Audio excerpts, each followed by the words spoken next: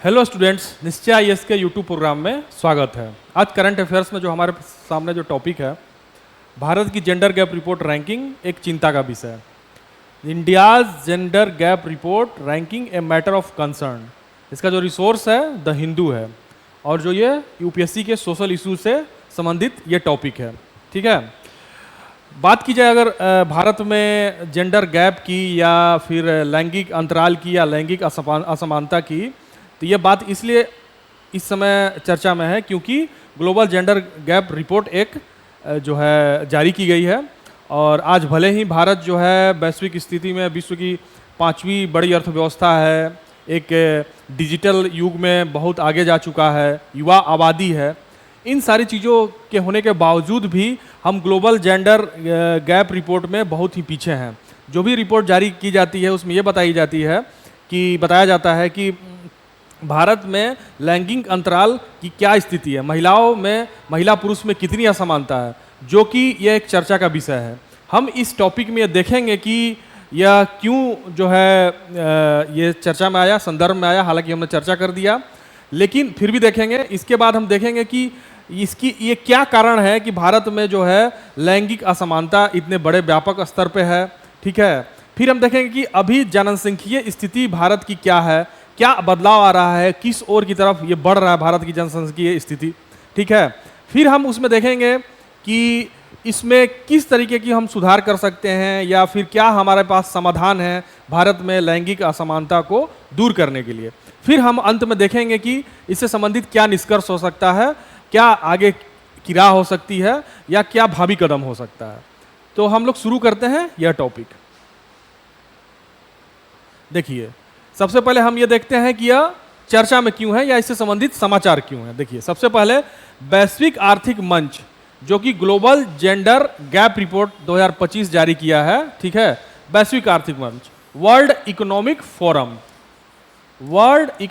Forum इसको कहा जाता है इंग्लिश में WEF, जो कि हर साल जेंडर गैप रिपोर्ट जारी करता है। इसी प्रकार इस बार भी जो है जेंडर गैप रिपोर्ट जारी किया गया 2025 में। इसमें भारत को 148 देशों में 121वें स्थान पर रखा गया है। अब आप समझ सकते हैं कि जहां 148 देश इस रिपोर्ट में शामिल हैं, वहां पर जो भारत को जो स्थान दिया गया है 131वां दिया गया है। यह अपने आप में इस ओर इशारा करता है या इंगित करता है कि भारत में लैंगिक समानता की क्या स्थिति है या लैंगिक असमानता किस हद तक पहुंच चुकी है या क्या उसमें किस सीमा तक पहुंच चुकी है। तो ये अपने आप में एक विचारणीय प्रश्न है और इसमें जो है एक समाधान भी, एक फुल प्रूफ समाधान की जरूरत है, ताकि हम जो भारत की आधी आबादी लगभग जो महिला है उनके कंट्रीब्यूशन को भारत की अर्थव्यवस्था में या भारत के अग्रसर होने में ज़्यादा से ज़्यादा लाभ उठा सकें। ठीक है, अब देखिए, ये जो एक चिंताजनक सच्चाई को उजागर करती है।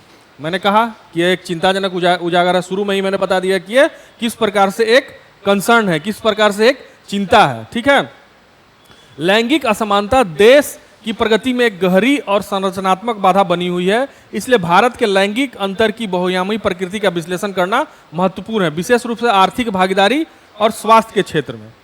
ठीक है, अब जैसे मैंने आपको बताया कि भारत की आधी आबादी क्या है, महिला है लगभग। इसके अलावा स्वास्थ्य में उनकी क्या स्थिति है। जाहिर सी बात है कि वो हेल्थ के सेक्टर पे उनको हम देखेंगे कि हेल्थ के सेक्टर में या कितनी स्वस्थ है वो आबादी, तभी वो सही तरीके से आप अपने प्रजनन क्षमता का भी उपयोग कर सकती हैं। और जो भारत की आने वाले समय में, हालांकि अभी हम युवा आबादी हैं, लेकिन आने वाले समय में जो आबादी 20 साल बाद जो बूढ़ी होगी या बूढ़ी हो जाएगी, तो जाहिर सी बात है कि हमको युवा आबादी की जरूरत पड़ेगी। तो जब महिला स्वस्थ रहेंगी, आधी आबादी स्वस्थ रहेंगी, तभी उनकी प्रजनन क्षमता सही तरीके से कार्य करेगा। ठीक है, तो इसमें हम चर्चा करेंगे कि क्या उनकी आर्थिक भागीदारी को कैसे सुनिश्चित कर सकते हैं हम लोग। साथ ही साथ स्वास्थ्य के क्षेत्र में अगर उनमें किसी प्रकार की कमी है तो हम स्वास्थ्य में क्या सुधार कर सकते हैं, ताकि उनकी न केवल प्रजनन क्षमता का हम उपयोग कर पाएँ समाज में, बल्कि उनको आर्थिक भागीदारी, स्वस्थ रहेंगी तभी आर्थिक रूप से भी वो काम कर सकेंगी, आर्थिक रूप से वो भागीदारी को, अपने रोल को अदा कर सकेंगी। तो हम देखते हैं कि क्या कारण है। सबसे पहले हम इसमें देखेंगे कि क्या कारण है कि भारत में इस तरह का जेंडर गैप है या लैंगिक असमानता है। सबसे पहले देख लीजिए कि भारत में लैंगिक असमानता के पीछे के कारण, वही बात। ठीक है, इसमें जो पहला कारण है संरचनात्मक विफलताएं, सबसे पहले जो स्ट्रक्चरल जो फेलियर है उस पर हम चर्चा करेंगे कि क्या स्ट्रक्चरल फेलियर है जिस वजह से भारत में लैंगिक असमानता इस हद तक है। ठीक है, देखते हैं। भारत की खराब रैंकिंग आर्थिक भागीदारी और स्वास्थ्य एवं जीवन रक्षा के क्षेत्रों में सबसे ज्यादा चिंताजनक है। ये दो स्तंभ लैंगिक समानता के आधार हैं। ठीक है, एक तो आर्थिक भागीदारी, ठीक है, पहला, दूसरा है स्वास्थ्य एवं जीवन रक्षा के क्षेत्र, दूसरा। ये दोनों जो है मूल आधार स्तंभ है। ठीक है, हालांकि शैक्षिक उपलब्धि में सुधार देखा गया है, लेकिन इससे महिलाओं की व्यापक भलाई या कार्यबल में भागीदारी में कोई सुधार नहीं हुआ है।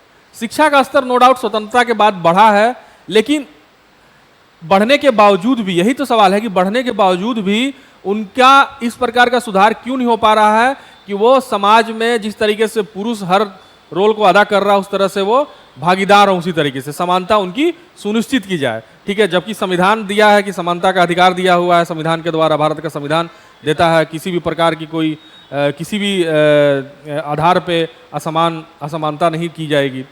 लेकिन अब ये देखा जा रहा है कि संविधान को लागू हुए जो 1950 में लागू हुआ, उसके बावजूद भी जो है हम सही तरीके से महिलाओं को समानता नहीं प्रदान कर पाए हैं। तो जो स्ट्रक्चरल विफलताएं हैं या स्ट्रक्चरल फेलियर है, हम उस पर चर्चा कर रहे हैं। ठीक है, देश में जन्म के समय लिंगानुपात गंभीर रूप से असंतुलित बना हुआ है, जो बेटों के लिए एक निरंतर और खतरनाक सांस्कृतिक प्राथमिकता को रेखांकित करता है।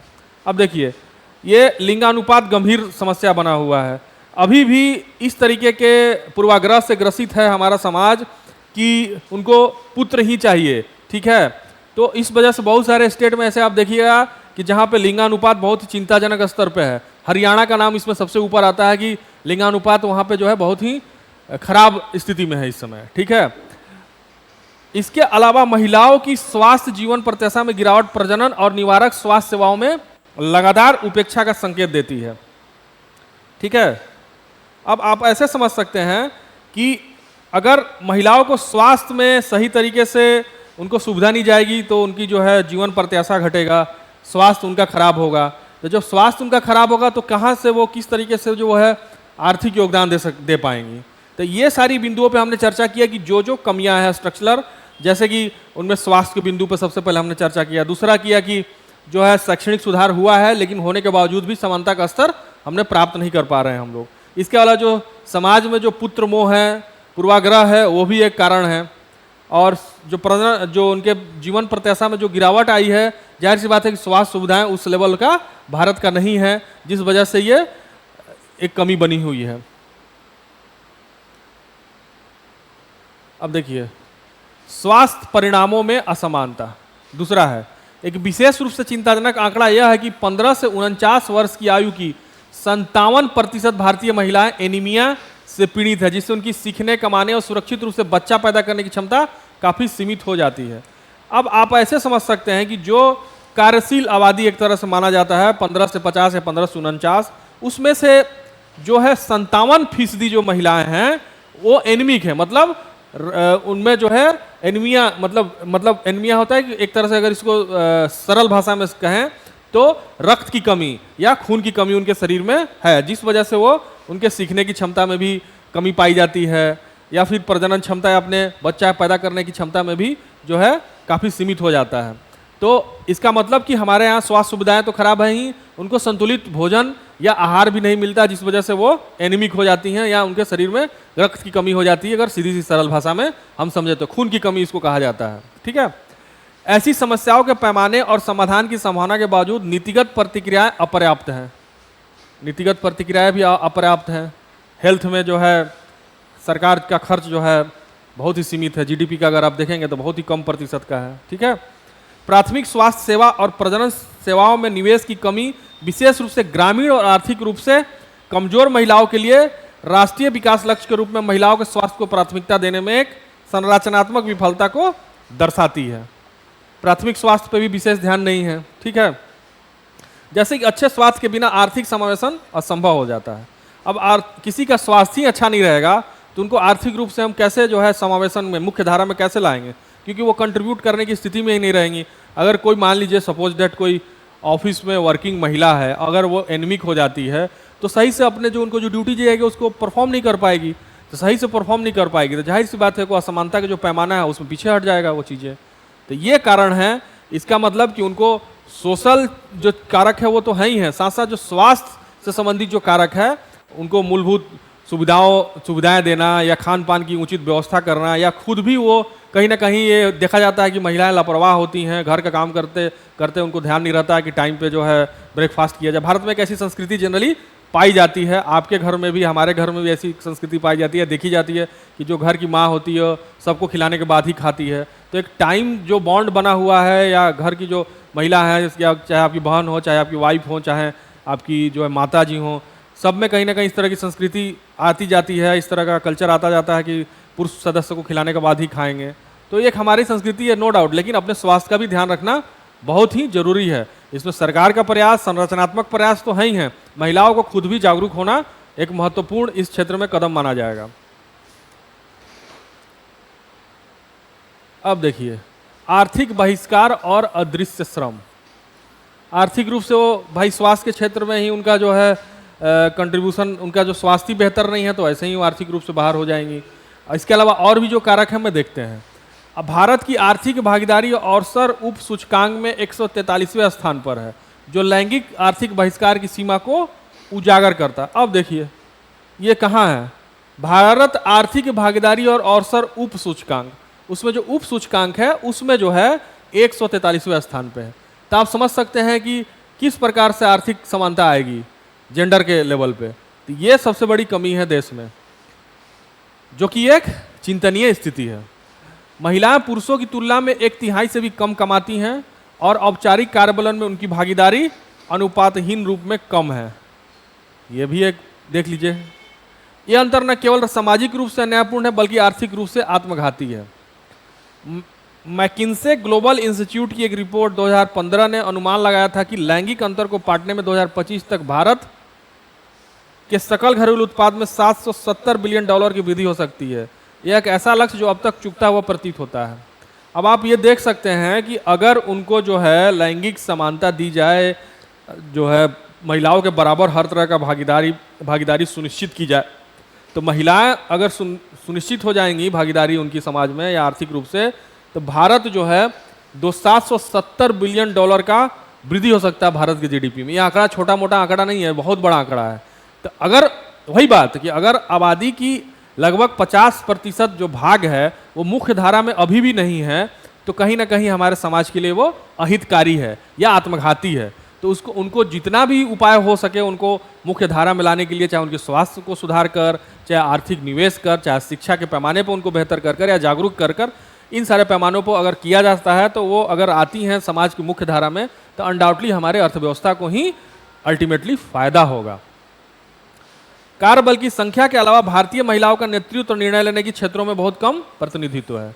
अक्सर देखा जाता है कि भाई आप किसी प्राइवेट कंपनी में भी देखेंगे तो बहुत कम महिलाएं जो हैं बोर्ड ऑफ डायरेक्टर में होती हैं, या फिर इवन आईएएस अगर बन भी जाती हैं, आईपीएस बन भी जाती हैं, तो उनको बहुत कम ऐसी महिलाएं हैं जो जिले में एज ए डीएम काम करती हैं या एसपी एज ए काम करती हैं, क्योंकि उसके पीछे उनको बताया जाता है कि उनकी शारीरिक क्षमताएं पुरुषों के बराबर, पुरुषों से कम, एक पूर्वाग्रह ऐसा जबकि है नहीं। ठीक है, बहुत सारी जो महिला आईपीएस हैं उन्होंने बहुत अच्छा काम किया है। ठीक है, इसमें किरण बेदी, माननीय किरण बेदी जी का भी नाम लिया जा सकता है कि भारत की पहली महिला आईपीएस थी। वो इस तरह से काम की कि लोग आज भी उनका नाम लेते हैं। तो ऐसा नहीं है, कहने का मतलब ये है कि अगर आईएएस आईपीएस बन जाने के बाद भी इस तरह का हमारा स्ट्रक्चरल फ्रेमवर्क बना हुआ है, या फिर किसी भी मंत्रालय में भी अगर आप देख लीजिए तो महिलाओं का प्रतिनिधित्व कम है, संसद में भी कम है, हर जगह, तो या फिर प्राइवेट जो लीडरशिप रोल में भी उनकी भूमिकाएं कम होती है। तो ये कहने का मतलब ये है कि जब समाज की संरचना ही ऐसी है तो उसका रिफ्लेक्शन हर क्षेत्र में होगा वो। तो इसको दूर करने का उपाय या दूर करने का जो कदम कौन उठाएगा? हम उठाएंगे, समाज उठाएगा, सरकार उठाएगी। ये हमारा नैतिक दायित्व बन जाता है कि जो समाज की 50% से ज़्यादा, 50% के आसपास जो आबादी है उसको मुख्य धारा में कैसे लाया जाए। क्या हम लोग ऐसा फुल प्रूफ प्लान बनाएं, क्या हम लोग फुल प्रूफ ऐसी उपाय करें कि वो न सिर्फ स्वास्थ्य के क्षेत्र में बल्कि आर्थिक क्षेत्र में भी वो समान हो जाए।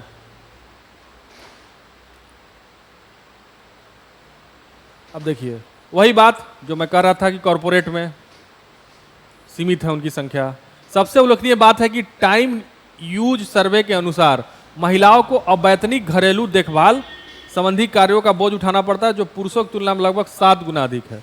यह बहुत ही महत्वपूर्ण एक फैक्ट है, या फिर कह सकते हैं कि जानकारी है, कि हम लोग जानते ही हैं कि घर में महिलाएं जो हैं अवैध काम करती हैं, उनको वेतन उसके बदले नहीं दिया जाता है, जबकि लगभग घर में खाना बनाना से लेकर बच्चों के केयर से लेकर, ठीक है, और भी जो घरेलू कामकाज होते हैं लगभग महिलाएं करती हैं। तो ये उनका जो है उनके उस कार्य का कोई मूल्यांकन नहीं है, एक तरह से अवैतनिक कार्य माना जाता है। इस पर कई बार चर्चा भी आई है, कई बार इस पर चर्चा भी हुआ है, कई बार अखबारों में इस पर चर्चा हुई है, कई बार जो है मेन स्ट्रीम मीडिया में भी इस पर चर्चा हुई है कि इसका क्या समाधान निकाला जाए। लेकिन भारत का जो ऐसा सोशल फ्रेमवर्क है कि अभी तक इसका कोई समाधान नहीं निकल पाया है, ठीक है। फिर भी यह महत्वपूर्ण श्रम राष्ट्रीय लेखांकन में अदृश्य रहता है और सार्वजनिक नीति में अधिक कम वित्त पोषित होता है। अब आप समझ सकते हैं कि उनका 7 गुना अधिक इसमें पुरुषों की तुलना में वो काम कर रही हैं, लेकिन वो फिर भी राष्ट्रीय लेखांकन, श्रम के राष्ट्रीय जो लेखांकन होता है उसमें अदृश्य है ये इनका इतना बड़ा रोल, और सार्वजनिक नीति में भी उनको कम महत्वपूर्ण रोल दिया जाता है या कम महत्व दिया जाता है, ठीक है। अब देखिए जनसांख्यिकीय स्थिति मतलब जनसांख्यिकीय मोड। अभी इसमें हम देखेंगे कि भारत के जनसांख्यिकीय मोड मतलब जनसांख्यिकीय स्थिति में क्या परिवर्तन आ रहा है, उसमें हम चर्चा करेंगे, ठीक है। आप देखिए भारत की जनसांख्यिकीय संरचना तेजी से विकसित हो रही है। हालांकि वर्तमान में युवा कार्यबल का लाभ उठा रहा है, लेकिन 2050 तक बुजुर्ग नागरिकों की संख्या दुगनी हो जाएगी, जिसमें एक बड़ा हिस्सा वृद्ध महिलाओं विशेषकर विधवाओं का होगा, जिन्हें आर्थिक निर्भरता का सामना करना पड़ता है। ये कितना बड़ा चिंतनीय विषय है कि अभी युवा आबादी जरूर है हमारे भारत की, लेकिन वही जो मैं शुरू में जब इंट्रो दे रहा था क्लास का तो मैं इस पर चर्चा भी किया कि युवा आबादी वाला देश जरूर है हमारा, लेकिन आने वाले 20 साल 30 साल बाद ये आबादी का मैक्सिमम प्रतिशत वृद्ध होगी, उसमें एक महिलाओं का भी एक बहुत बड़ा प्रतिशत होगा। अगर महिलाएं फिर डिपेंडेंट होंगी तो उनकी आर्थिक सुरक्षा कैसे सुनिश्चित की जाएगी, ठीक है। साथ ही प्रजनन दर अब प्रतिस्थापन स्तर से नीचे है, जो कार्यशील आयु वर्ग की आबादी में अंततः गिरावट का संकेत है, ठीक है। अब प्रजनन प्रतिस्थापन स्तर जो है इसको कहा जाता है टोटल फर्टिलिटी रेट, TFR। अब क्या हुआ है कि 2.1 इसको माना जाता है, 2.1। अब 2.1 से नीचे आ गया, 2% के आसपास भारत का आ गया है। तो जब ये नीचे जाता है तो इसका मतलब कि जो महिलाओं का जो प्रजनन क्षमता है वो कम हो रहा है भारत का, तो जाहिर सी बात है कि वो कम बच्चा जन्म देंगी तो आने वाले समय में हमारी युवा आबादी घटेगी। तो TFR जो है इसको 2.1 एक लिमिट माना जाता है, एक सीमा माना जाता है। इससे अगर ऊपर है तो आबादी स्थिर रहेगी, आबादी में बच्चे जन्म लेते रहेंगे, लेकिन अगर नीचे जाता है तो जनसंख्या में युवा आबादी आने वाले समय में घट सकती है। इसका कारण ये कि जाहिर सी बात है कि महिलाओं का जो बच्चे जन्म पैदा करने की क्षमता कम होगी, तो या कम बच्चे पैदा करेंगी कहने का मतलब, तो जाहिर सी बात है कि आने वाले समय में आबादी में युवा वर्ग या कार्यशील आबादी में गिरावट होगी। यह भी एक चिंता का विषय है। यह जनसांख्यिकीय परिवर्तन लैंगिक समावेशन की तत्कालिकता की ओर तीव्र करता है। अब ये जो चीजें आ रही हैं इसमें लैंगिक समानता के तरफ ध्यान दिया जाना बहुत ही जरूरी है। जैसे जैसे निर्भरता अनुपात बढ़ता है, सिकुड़ते कार्यबल पर बोझ बढ़ता जाएगा, जिससे भारत की राजकोषीय और आर्थिक स्थिरता संभावित रूप से कमजोर हो सकती है। ये देखिए एक अनुमान लगाया जा रहा है कि जैसे जैसे निर्भरता अनुपात बढ़ेगा वैसे वैसे जो कार्यबल है वो सिकुड़ता जाएगा, जिससे कि भारत के राजकोषीय ये और आर्थिक स्थिरता पर संभावित रूप से एक एडवर्स इफेक्ट पड़ेगा। एकमात्र स्थायी प्रतिक्रिया यह सुनिश्चित करना है कि आधी आबादी का प्रतिनिधित्व करने वाली महिलाएं स्वास्थ्य, सशक्त और आर्थिक रूप से सक्रिय हों।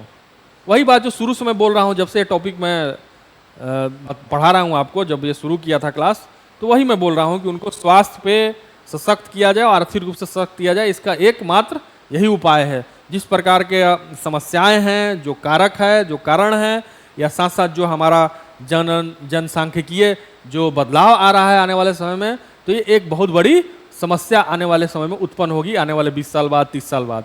तो इस पे सोचने की जरूरत है, न सिर्फ सोचने की बल्कि तत्कालिकता पे, इस पे या मतलब प्राथमिकता के स्तर पे इसको सबसे ऊपर रखकर काम करने की जरूरत है।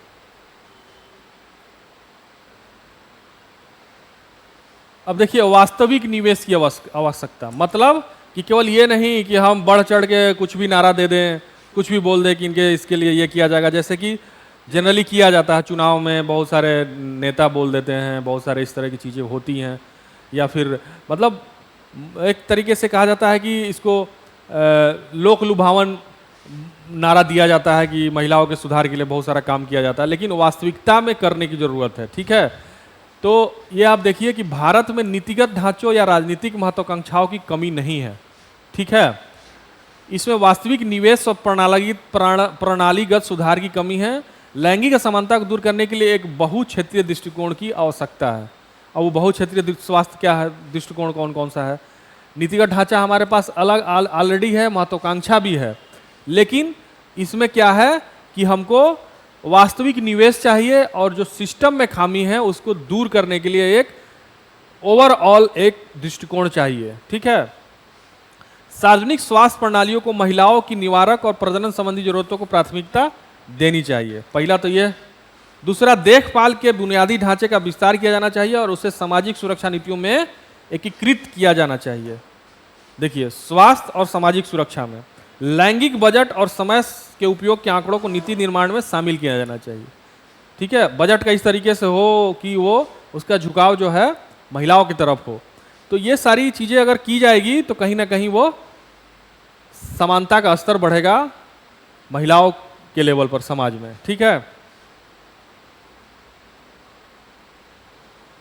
और देखिए सबसे महत्वपूर्ण बात यह है कि महिलाओं को निष्क्रिय लाभार्थियों के रूप में नहीं बल्कि अर्थव्यवस्था के सक्रिय निर्माता के रूप में देखा जाना चाहिए। जो वही बात कि हमको अपने पूर्वाग्रह को, जो हमारे दिमाग में पूर्वाग्रह है कि महिला है, उस पूर्वाग्रह से हमको बाहर निकलना चाहिए। भाई उनको जो है निष्क्रिय रूप से नहीं, मतलब उनको सेकेंडरी नहीं मानना चाहिए, प्राइमरी मानना चाहिए, उनको मेन रोल में लेके आना चाहिए। तभी उनके जो क्षमता है, उनकी कैपेबिलिटीज़ है, उनकी क्षमता या कैपेबिलिटीज़ का हम अपने आर्थिक हितों के लिए, भारत के आर्थिक हितों के लिए हम उसका दोहन कर सकते हैं या लाभ उठा सकते हैं, कह सकते हैं उसको, दूसरा शब्द बोल सकते हैं कि लाभ उठा सकते हैं। ठीक है, वैश्विक लैंगिक अंतराल रिपोर्ट 2025 एक रैंकिंग से कहीं बढ़कर एक चेतावनी है। जो भी इसमें रैंकिंग भारत को दी गई है, 131 रैंकिंग है, तो ये एक चेतावनी है कि भाई आप में इतना इस लेवल तक लैंगिक असमानता है, उसको आप दूर कीजिए। ठीक है, यदि भारत अभी अपनी लैंगिक असमानताओं को दूर करने में विफल रहता है तो इससे उन उपलब्धियों को कमजोर करने का जोखिम है जो उसे अन्य क्षेत्रों में इतनी सराहनीय रूप से हासिल की है। देखिए, ये खतरा भी ये है कि जो भारत ने अभी तक हासिल किया है, जैसे मान लीजिए कि डिजिटल में भारत आगे जा रहा है बहुत सारा, जैसे आप देख रहे हैं कि 4G के बाद 5G आ गया। इसके अलावा आप देख रहे हैं UPI एक बहुत ही बड़ा कदम है भारत का, जो UPI अब हम लोग चलते फिरते कहीं भी जो है फ़ोन से पेमेंट कर देते हैं। तो ये सब डिजिटल के कारण ही हो रहा है, जो डिजिटल सुधार हुआ है इन 10 वर्षों में भारत में। तो कहने का मतलब भारत ने जो हासिल किया है, अगर डिपेंडेंसी ज़्यादा बढ़ेगी आबादी का, कुछ जो काम करने वाले लोग हैं उन पे ही, तो कहीं ना कहीं आने वाले समय में ये एक खतरा का संकेत है। तो इसलिए जो भी भारत ने हासिल किया उसको अगर बनाए रखना है या उसमें आगे बढ़ना है, तो ये भारत की जो लगभग 50% आबादी है उसको मुख्य धारा में लाना बहुत ही जरूरी है।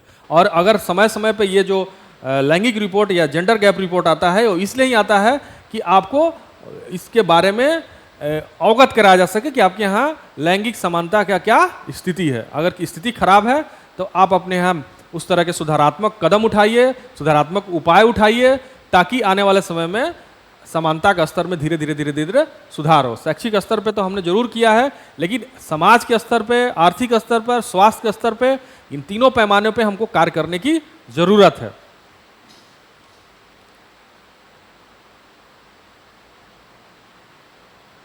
देखिए, वही बात जो मैंने अभी बोला, निष्कर्ष में भी वही चीज आ रही है। अगर आधी आबादी पीछे छूट गई तो भारत की वैश्विक महाशक्ति बनने की आकांक्षाएं अधूरी रह जाएगी।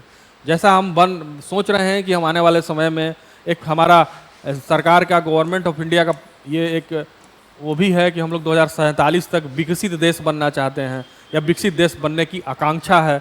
तो विकसित देश बनने के लिए केवल ये नहीं कि हम GDP के आकार में बहुत बड़े हो जाएं तो हम विकसित देश बन जाएंगे, उसके बहुत सारे पैरामीटर्स होते हैं। तो उन पैरामीटर्स पे आपको सही तरीके से खरा उतरने के लिए क्या होगा कि सारे पैरामीटर्स पे काम करने का, उसमें एक पैरामीटर्स आता है लैंगिक समानता भी। तो लैंगिक समानता पर अगर हम काम नहीं करेंगे तो वैश्विक महाशक्ति हम कैसे बन पाएंगे। ठीक है, इस पॉइंट को आप समझिए कि वैश्विक महाशक्ति तभी बनेंगे हम जब अपने 50% आबादी को भी हम ज़्यादा से ज़्यादा समाज की मुख्य धारा में लाएं, ताकि वो उनके क्षमता का हम ज़्यादा से ज़्यादा उपयोग कर पाएँ। स्वास्थ्य, श्रम और देखभाल कार्यों में लैंगिक असमानता न केवल एक सामाजिक मुद्दा है, बल्कि यह राष्ट्र की क्षमता पर भी आघात है। ठीक है, इसे उलटने के लिए देश को ऐसे परिवर्तनकारी कदमों के लिए प्रतिबद्ध होना होगा जो महिलाओं को अपनी आर्थिक और जनसांख्यिकीय योजना के केंद्र में रखे। नारों का समय बीत चुका है, अब व्यवस्थित निवेश और वास्तविक सुधार का समय है। ठीक है, तो ये कहने का मतलब ये हुआ कि निष्कर्ष में हमने देखा कि क्या सुधार हम लोग कर सकते हैं, ताकि वास्तविक सुधार जरूरत है समय की। तो इस टॉपिक में हमने देखा कि महिला की समानता की स्थिति क्या है, जो जेंडर गैप रिपोर्ट आया है उसमें भारत का कौन सा स्थान है, फिर जो महिला असमानता है समाज में, महिला पुरुष असमानता है, उस असमानता के क्या कारण हैं। ठीक है, उन कारणों पे हमने चर्चा किया, जिसमें संरचनात्मक कारण, आर्थिक कारण, सामाजिक कारण, बहुत सारे कारण उभर कर सामने आए। फिर हमने देखा कि इसमें जनसांख्यिकीय किस तरह से बदलाव आ रहा है भारत का, आने वाले समय में कौन कौन सी चुनौती होगी और उसका जो है इफेक्ट क्या रहेगा भारत के समाज पर या भारत के आर्थिक क्षेत्र पर। फिर हमने देखा कि क्या हम सुधार कर सकते हैं भारत में महिला पुरुष समानता को सुनिश्चित करने के लिए या महिला असमानता को दूर करने के लिए। तो इन सारे उपायों पर चर्चा करने में ये सारा निष्कर्ष निकल कर ये आया कि भारत को अगर महाशक्ति बनना है, विश्व महाशक्ति बनना है, तो इन सारे उपायों पर महिलाओं को मुख्य धारा में लाना ही होगा, और लाने के लिए जो भी सुधारात्मक उपाय किए जा सकते हैं किया जाना चाहिए सरकार के द्वारा, और वास्तविक उपाय किया जाना चाहिए। सबसे ज़रूरी बात है, वास्तविक उपाय जरूरी है। मैं आशा ये करता हूँ कि आपको ये टॉपिक जो है अच्छे से समझ में आई होगी, और यह टॉपिक जो है आपके यूपीएससी के पाठ्यक्रम में जो है सोशल इशू से संबंधित है, तो इसलिए मैंने सोचा कि इस पर एक क्लास लेता हूँ। तो मेरे ख्याल से आपको ये समझ में आया होगा। अगर किसी प्रकार का कोई सवाल हो, किसी प्रकार का कोई डाउट हो इससे टॉपिक से संबंधित, या टॉपिक पसंद आया हो, तो कमेंट सेक्शन में कमेंट करना ना भूले और लाइक करना ना भूले क्लास को। ठीक है, मिलते हैं हम नेक्स्ट क्लास में करंट अफेयर्स के कोई और रोचक टॉपिक के साथ। तब तक के लिए धन्यवाद। Thank you so much.